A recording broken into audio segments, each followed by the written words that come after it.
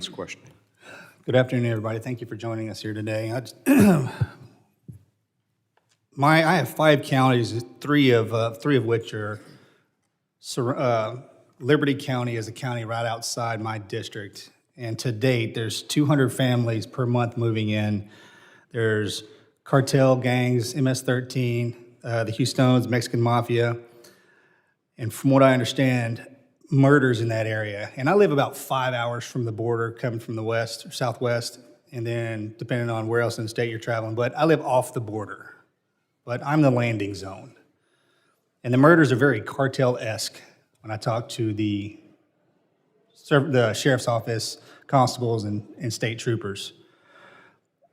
Ms. Cantu, you mentioned earlier that, and maybe it's my fault, but I haven't had the opportunity to chat with anybody that's walking that line. And you said earlier that they have the way to close the border. Now, depending on who you're talking to, is the border open, is the border closed? The border is what it is today. What we have, if it's open, it's closed, we have this problem. Can you rattle off a couple of bullet points that your husband and your brother and everybody are talking about that we can get our heads around? Because maybe it's just we're not hearing it correctly. Yes, thank you for your question. First and foremost, and if it's fine if you don't, I can appreciate that. I'm sure it's pretty complex, but if no, it's not. It's just coming up with the order. Remain in Mexico. That deters all the traffic from a lot of other countries, obviously not from Mexico. That slows down this traffic, those Russians, Chinese, all these people from these countries that are not really fond of our country. Another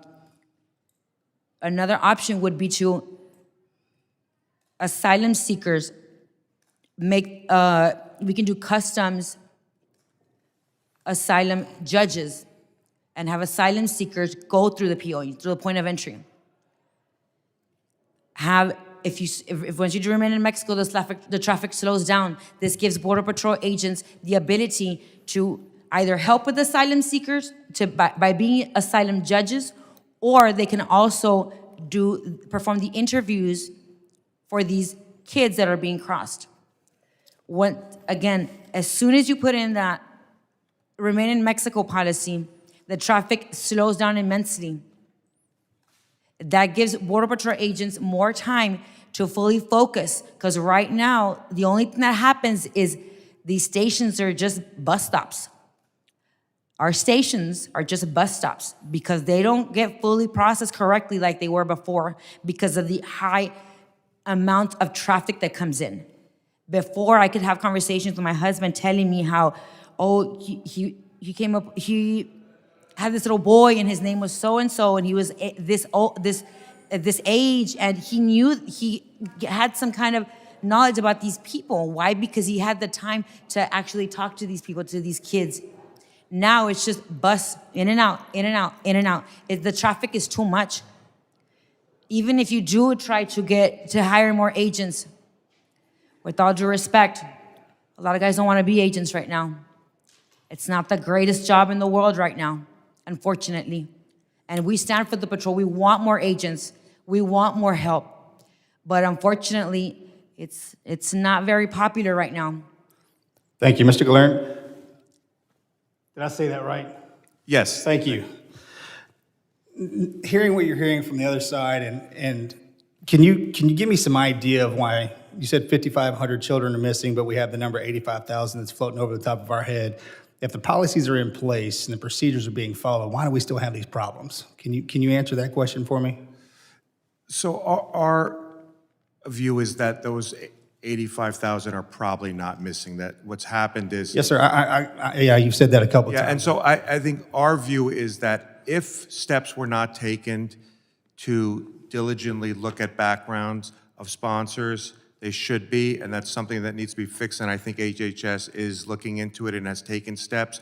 But my assumption is that those children are not missing. Sponsors just don't want to answer the phone from a government agency. And given the time frame that this current administration has been in place from the previous administration, have rules been changed in a way to make this more streamlined and beneficial for those coming across? I think that there have been changes. Some are restrictive. I don't know that any have been particularly streamlined as far as I know. I guess my concern is if that's the case, then what seems to be the problem? Because if the numbers that are coming across, hey Josh, will you back up?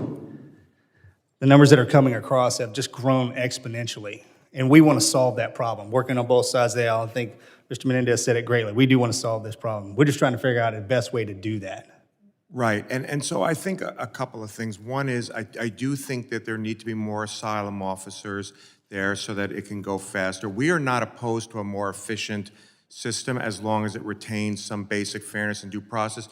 The other thing is I do think that more legal pathways opening up would help asylum seekers. It would also diminish the cartels. What we hear on the ground is the cartels prey on people who have no way to come in legally, so the only offer they can receive is, well, we'll take you illegally by the cartels. Once there are legal pathways, it cuts the cartels out. So I do think we need more legal pathways for asylum seekers. We need more asylum officers to do the work more efficiently. Again, we are not opposed to a system that's more efficient as long as it retains basic fairness and due process. Thank you. I yield back, sir.